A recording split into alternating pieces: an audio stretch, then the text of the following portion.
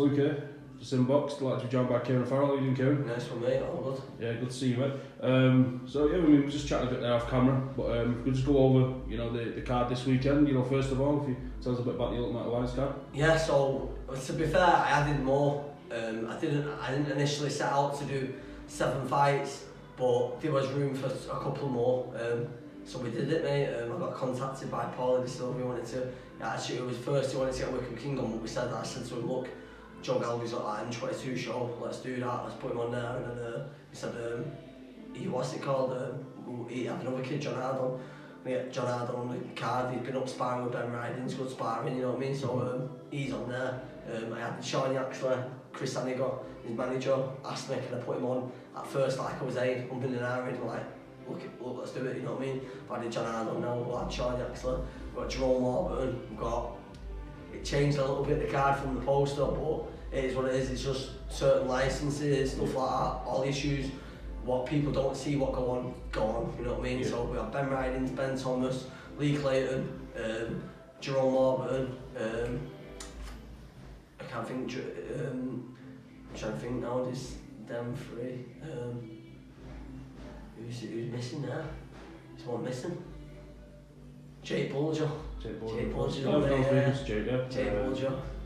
Yeah, it's a really exciting. I'm excited to see Jake Bulger. You know what I mean? Like I say, I've been talking to him the other day, and like I say, it'd be nice to see what he's like after 18 months out. You know what I mean? To see what it can do to a prospect, or what it can do for a prospect. You know what I mean? Because even myself, when I was boxing, I remember my dad saying, look, you need to have 18 months out, a few personal issues and stuff like that, but I was still mad on, look, you got to keep this ball rolling, you know what I mean? But maybe 18 months back in the day when I was 21 year old would have been done with the world good. Yeah. But you live and you learn, you know what I mean?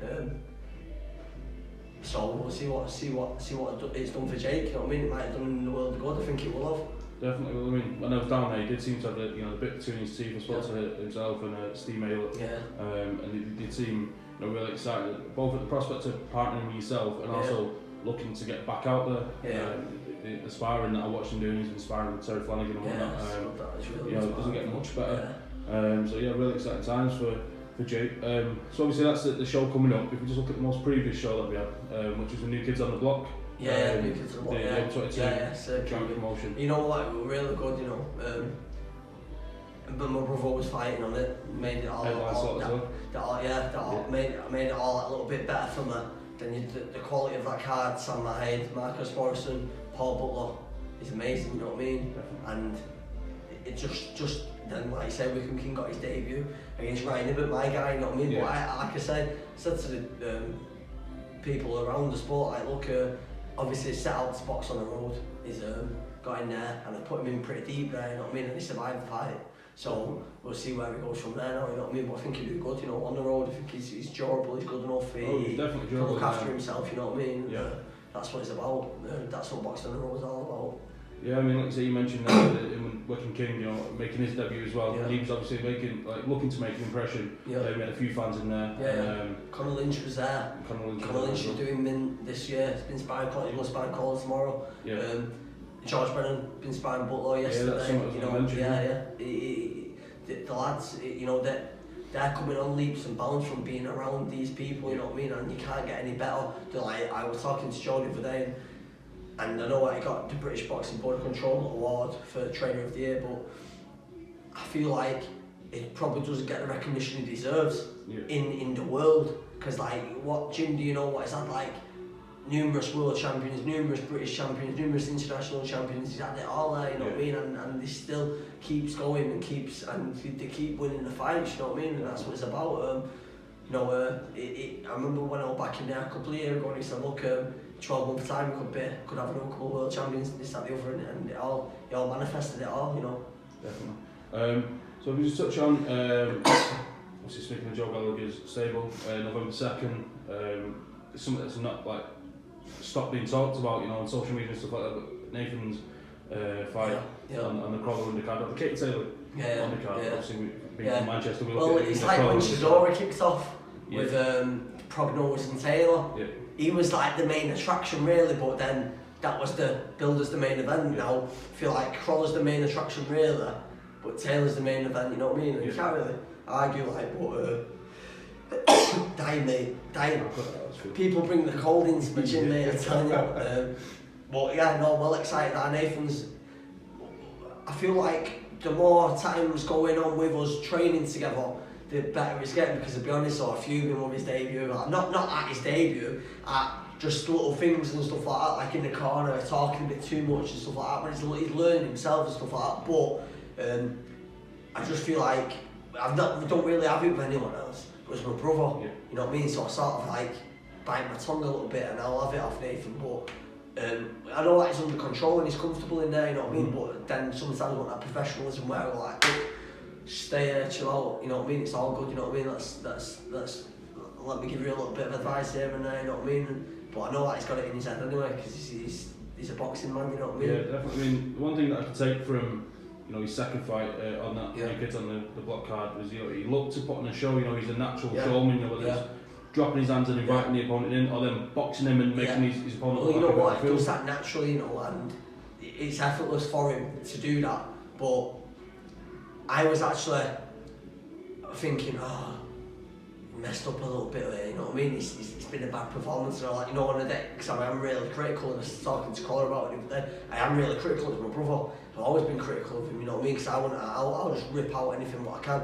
But when I watched it back, it was a lot better of a performance with an awkward guy, the guy was a mess and coming in with his head. And I know that Khalil has fought him before, and he told me that he's very dirty. Nathan was telling me he's watched a few of his fights, he's a bit dirty and that. So I felt like Nathan dealt with him pretty professionally, and the next fight, looking to get an opponent who's going to stand there a little bit more and have a bit of a go, you know what I mean? So I think we've got one penciled in, but it's never confirmed till it's confirmed, you know what I mean? So yeah, I mean, I think one thing. Till they're in the ring, that's when it's confirmed. Yeah, exactly. You just took it off the tip of my tongue there. If there's one thing you can take from Nathan, whether it be getting sparring from or getting an opponent in the ring, it's never done until it's done. It's never done until it's done, mate. Yeah. So if you just look, at the boxing world in general, there's a couple of things to touch on. One thing I wanted to bring up in an interview, because it's the first one I've done since the tragic passing of Patrick Day. Obviously died with a knockout on the card of the Golovkin Derevyanchenko fight. So condolences to Patrick Day's family, his nearest friends, and your thoughts on that? Yeah, I was just, obviously it's always sad. I was talking to Glen Rose before, but obviously Scott Westgarth died, Mike Towles died, then there's the two other ones, Buddy McGirt's fighter, and he's been free in the last couple of months. And obviously I had the same injury myself, and it could have been so easy that I might not have been sat here talking to you right now, and the gym might not have been open and all that. I could have passed away, but thankfully I pulled through, I'm here, I'm living to tell a story, and it's just so sad, mate. I think anything, even if something there's that Pritchard Conlon as well, Pritchard Conlon. From Puerto Rico, we got dig it. He was like 15-0, 9 knockouts, and it happened to him, mate. You know what I mean? And he's like really vegetated now, you know what I mean? And it's so sad to see, you know what I mean? And this is the risk what all boxers are taking, you know what I mean? And it's just obviously the risk of sport, what no boxer would ever think of it was going to happen to him, you know what I mean? And the more it keeps happening. The sadder it is to see, you know what I mean? But what do I feel about boxing? What's changed? What's not changed? I don't know, mate. I don't know what it is. It's like that. Maybe it is the fighters, but I know in my case it was me boiling down to make all the weight what I was stupid to try and make, you know what I mean? And I don't know what you do is actually see that the lad like the face is like a skull. They've got nothing in the face, you know what I mean? And when I think back in hindsight, maybe if I went up the extra £5, I would have been a little bit better, felt a little bit better. I would have probably got a brain injury, you know what I mean? So that follows on to my next question, which was there's no one more qualified or more experienced than dealing with something as dangerous as that. Is there anything that you believe could be put into place to stop this or to I did see these handheld brain scanners, but they're like £10,000 per scanner now. Someone said back in the day, all promoters should get these. All promoters have got a 10 grand bond with a board. Yeah. Maybe I don't know, look, I'm not going to put it on no one's souls and say they should provide you with a scanner. But just I don't know, mate, look at it, we can't scan the meds every round, you know what I mean? because anything can happen, you know what I mean? And I'll be honest, as much as I know, so I felt something going on funny in my head, maybe the lads didn't feel anything different, you know what I mean? There was the adrenaline takes to keep going, well, that's going. it, you know, boxers, they're always going to have that pride. They're never going to want to say, you know, no, I don't want any more. When you're in that fight, you're in the fight. I was talking about before. John Green said to me in the 6th round, he said, start throwing your right hand. I said, no, I can't. He said, why can't you? And I felt like saying, because my fucking head's killing. Yeah. But I stopped myself and I said, because I don't want to look shit. Yeah. He said, you won't look shit, just like letting it go. Like, right, so like that. And I bitched out saying, my fucking head's killing me, because I thought, no way. It was like, I was about to say it, and I stopped myself and like, I don't want to look shit, you know what I mean? Yeah. I just changed it, I thought, no way. Yeah, well...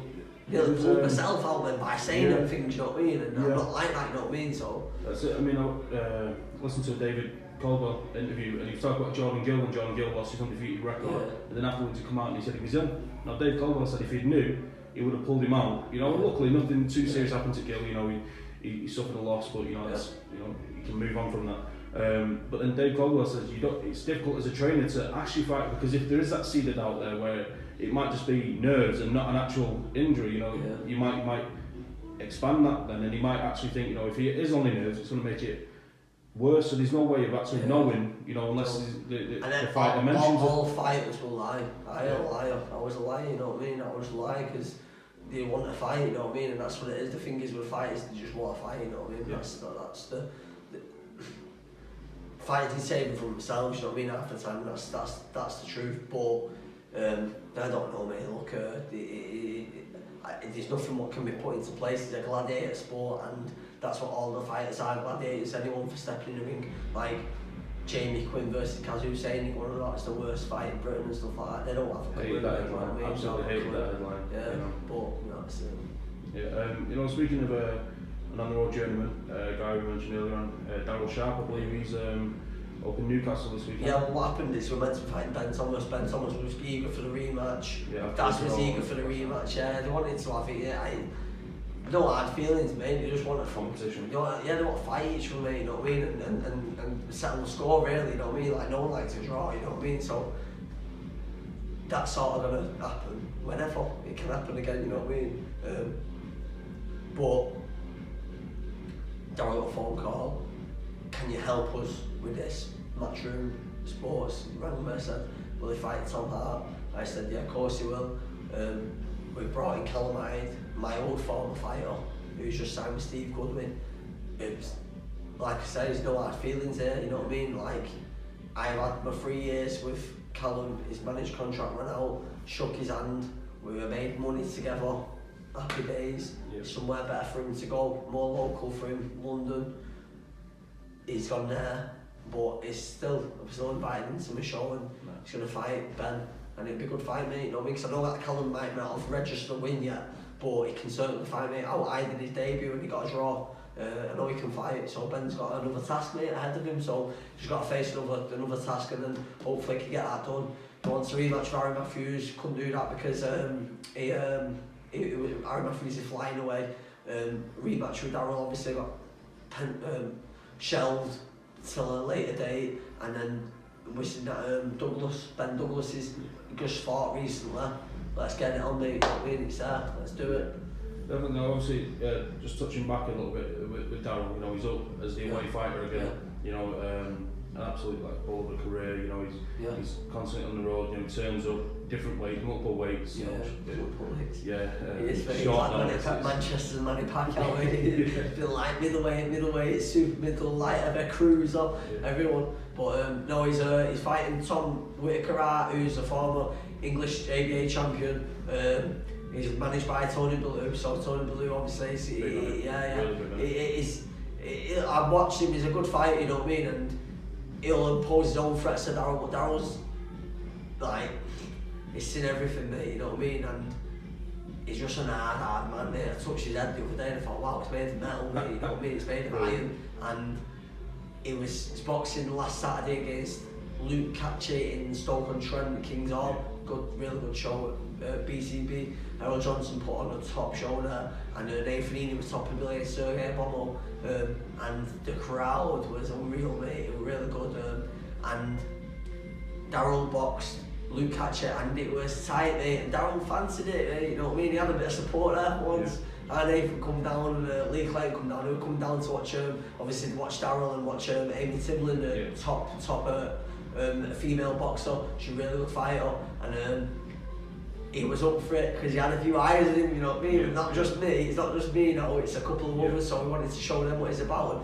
look, he split both of his eyes. And the referee said, "Head clash, head clash." I'm like, all right, was it? So no worries. And then the last round, it was tight, and it was going on that last round. I feel like if Daryl got the last round, it should have been a draw. But as it was, Luke Hatcher boxed sensibly, moved away from Daryl. Yeah. Daryl was calling him in, going, come here. But he didn't have it. He just stuck to his game plan, jab, move, and he had a good win, and he'll learn loads from that Luke Hatcher. Proper war. Daryl shows time in, time out that he can do it, and he can beat prospects, and he can certainly fight. He'll give Tom Hart a little go, a little run for his money. Might not come away with a win, but he'll come away with the money, mate, and that's what it's about, you know. You know, there's another name there on the same card, John Doherty. John Doherty. Now, this is what it was. I asked Matchroom, and said, do you need any opponents? Like, look, we're going to need someone for John Doherty, we need someone for this person, someone for that person. Yeah. Then they said, well, if it boxed Tom Hart, I said, yes, I'll know, that's fine. But John Doherty was there as well, obviously. Yeah. Well, not to his record, Darryl was the only person that John had not stopped. Yeah. Now, he had a punch in, though. He had a really big punch. I remember Darryl coming back to the corner, he had 2 black eyes, bust mouth, bust nose, marks all over his head, and he went, don't stop the fight. He said, bro, you got to do something different because I'm going to stop it if it carries on like this. Anyway, as it was, Das made a fight of it. To be fair to him, and like I say, went the distance, and he give John a fight. You know what I mean? And that's what these prospects, half of these prospects need that test. They need that Daryl Sharp to see whether they're ready to move on. And that's what Daryl is gatekeeper for these young prospects. If you're not up to it, he's beating you, mate, and that's that. Just touching on that card, it's a brilliant double header. We got Ted Cheeseman and Scott Fitzgerald. And then we got Robbie Davis Jr. against Lewis Ritson. What's your thoughts on those 2 fights? I think Fitzgerald's got the class, but I like Cheeseman because I like what he's about. He's just a come forward fighter, he's going to be in your face, he's fit, and if you've been messing about in camp, he'll find you out. And I think that one could go either way, you know what I mean? It could go either way, because Fitzgerald's not been active since he fought Fowler. This is his first fight. We'll see what sort of champion he's going to turn himself into. Top fighter, I like him, he's got a class. Cheeseman's just an hard guy, you know what I mean? He's going to come and give you a fight, and he's going to be fit, he's going to give you a fight, mate. So that'll be a good fight, it'll be a really good fight. Cheeseman's got questions over his own head. Do you know what I mean? Yeah. He like with the Kieran Conway draw, he's gonna be thinking, am I really that good or am I not? You know what I mean? So I think if Fitzgerald hits him earlier, then he can get the I think the thing is with that fight is, especially from Cheeseman's point of view, is that at the start of the year, he was defending British champion. Obviously still is British champion, but then he was challenging for the European title. And then he was looking at fringe world challenges, and then all of a sudden he's lost the European title fight.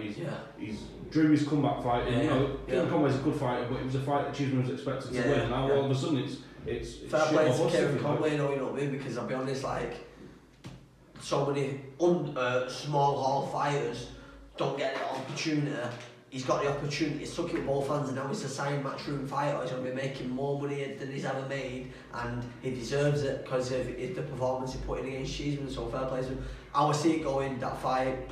I'm going to say Fitzgerald because I'm a northern boy, and I like Fitzgerald. He's a madman. He is the madman, mate. He is legit. He's legit as well. He is a real madman. Some stories about him, and then the other one, Davis versus Junior Ritson. Ritson. Ritson's a top fighter. I'm not writing Ritson off, me, I'll be honest. I'm going to say Davis because he's part of my banner, Mawson, and we're sponsored by Mawson. I'm going to be on his side, Davis, and he's a good friend of mine. Neil Marsh, his manager, very good friend of mine. I'm on Team Davis, but I'm not writing off Ritson. I don't think Ritson's done yet. I just think it's actually a dangerous fight to have now, because all it is he's got nothing to lose, mate, you know what I mean? He's got nothing to lose, and because I think a lot of people have already wrote him off, you know what I mean, guys? But I think Davis can box his head off, but he's got to keep him off for 12 rounds. That's easier said than done in the North East. But fair play to Davis for taking up the challenge and going up to the North East. He probably didn't really need to do that, you know what I mean? But because he's a fighter as well, he's going to done it, you know what I mean? Yeah, well, I found out today that he'd actually vacated his British and his European titles because he couldn't fulfil the mandatories to take this fight. You know, he obviously sees this as a bigger fight, and Eddie's mentioned about the winner of this fight going in with the winner of the Prograde and Taylor fight next week, you know. So the opportunity's there for the winner. You know? See, for me, it's a nice opportunity, but I just feel like maybe that's a step too far. Them two are the king of the light welterweight division. Maybe if they said that Branchik or something like that, if you were going to fight him or something like that, that would be like that'd be made for like a made fight for Davis. Or for Ritson, I think that if Ritson come through and he got that fight, be a little war for as long as it lasts, but it'd be a good fight. And I think both of our guys would come through on that fight, you know what I mean? But then fighting Taylor or Prognosis at their different level, mate, you know what I mean? Taylor's been at the peak since an amateur, mate, you know what I mean? The guys, when we sit up on the GB Three Nations photo up the other night, and Taylor was part of Team Scotland at 57 kilogram 1991, and he was dominating, mate. He was a good kid, and you know what I mean, and you can tell they stand out. Joe Cardino, a part of the Welsh team, he stood out, you know what I mean. Obviously we got Fowler, Callum Smith, stuff like that. He's mad. Yeah, just touching on that picture, it was a picture obviously Kieran posted on his social media. I actually pinched it for SimBoxx. You know what, you had a good opinion. So obviously anyone that's not seen it, you know, it's up on the social media. Yeah, so cracking double header there. You know, the other fight that I wanted to mention, you know, just to get the expert opinion, if you like. Tomorrow night, the light heavyweight unification fight with Gvozdyk and Beterbiev, which unbelievably hasn't got a UK broadcaster. You know what it is, mate. It's like just unknown guys. You know what I mean? Because like I know people like the boxing heads will be following these two guys, but anyone on the outside, mate, they don't know these guys. I mean, I'll be honest, personally, I've watched them, but I can't even think of the fights what I've watched them against, you know what I mean? The fighters who've seen them against, so I'm going to say I can't actually comment on that because I'd be making something up, you know what I mean? But the guys in that division, Callum Johnson, obviously Dimitri Bivol, Andy Yard, Kovalev, these guys are step up, like, it's a top division, mate, you know what I mean? It's a really good, and people want to see knockout, like I say, people want to see knockouts. That weight division, people get knocked out, mate, you know what I mean? Definitely, you know, touching on the Gvozdyk previous fight was obviously against Adonis Stevenson. Unfortunately, you know, Stevenson suffered those injuries, which luckily he has. So I do remember, I didn't actually watch that fight, but I do remember when that happened. So next thing I wanted to mention, again, just talking about boxing in general, this picture of Andy Ruiz floating around where he seems to have slimmed up for the rematch. You know, what do you think of that? Some people say it's photoshopped and it's just a bit of a I actually thought that maybe it might have been photoshopped, you know what I mean? But I think maybe I started taking it a bit serious because it sort of has to a little bit, doesn't it, you know what I mean? And he only got the phone call late notice, that's probably why it was chubbier. I know he has always looked like that anyway, but if you're gonna start fighting for millions and billions of pounds, then actually take it serious and eat some protein, you know what I mean? And have some protein shakes and sort your diet out. I think he's been doing it proper, mate, and I think he probably has slimmed out. Whether it's been photoshopped or not, I think he will have slimmed out, and you only get the best prime Ruiz for that rematch, but I think Joshua wins, mate. Joshua's got a bit of a teeth between his teeth. I'm a big Joshua fan, I'm probably talking with my heart, maybe, I don't know, but all it is when he got knocked down in the third round, Ruiz last time, this time he'll finish the job off. He has to finish the job off Joshua if he puts him down, and Joshua's just a guy, look, if you're getting in with Joshua, anybody in the world, the guy's massive, with hands what are like that, if he punches you, you're going to sleep or you're going to get hurt, and it's up to Joshua to finish the job. And to be fair, Joshua last time was playing with his gun shield, it didn't look switched on. I actually thought it looked a bit, what's this, you know what I mean? I didn't know what it was, like when he's playing with his gun shield, it didn't look, he's like sort of just stood there still, looked a bit frozen, maybe like the big New York thing, it got a bit too much that one now. So I think, look, them fights probably make or break you, and I think it will make the story of Anthony Joshua. Right, now just to finish on, you got the card this Saturday, and not to overlook that, but is there anything else lined up? What's coming up in the future? Yeah, look, I've got this card. Obviously, I'll be honest, I'm out every Friday. Like I say, out every Friday with the amateurs, every Saturday with the pro. So we've got this week. We've got a lad fighting tomorrow night in Bolton. Then I've got Saturday. I've got the card, obviously.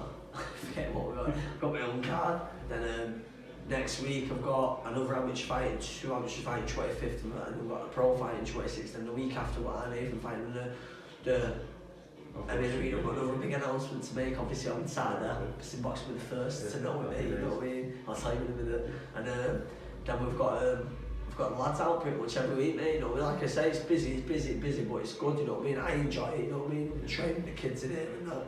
Been busy, like, and it all quiet down December time, but December, January, and we'll hit it again, you know what I mean? But like I say, like, maybe, whatever, if there's a few outstanding lads who need a date, or maybe put a date before Christmas, you know what I mean? So we might stick another one on. Brilliant, yeah, so that's pretty much everything covered there, Kieran. You know, wish you the best for the card on Saturday, and then we'll catch up. Nice one, Luke. Thank you. Cheers.